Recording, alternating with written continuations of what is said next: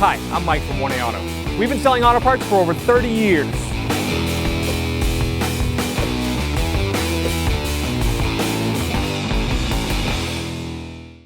So you're going to grab with your fingers, pull up underneath like that. You could also use a trim tool under here. And the screw's right there. Before I take that screw out, I'm going to disconnect the window switch. There's a little button right here. Pop this switch, disconnect that electrical connector. All right, I'm going to pull this window switch out of this trim piece.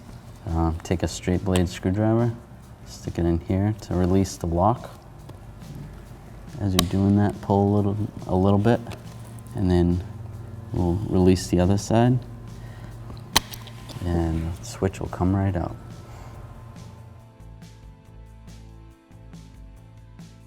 We're gonna install this window switch into this trim. Just slide it this way and push it down. Make sure it locks in place, and so we'll install this trim piece. We're going to connect the connector for the window switch, lock it in, and line this up, push it straight down. Thanks for watching.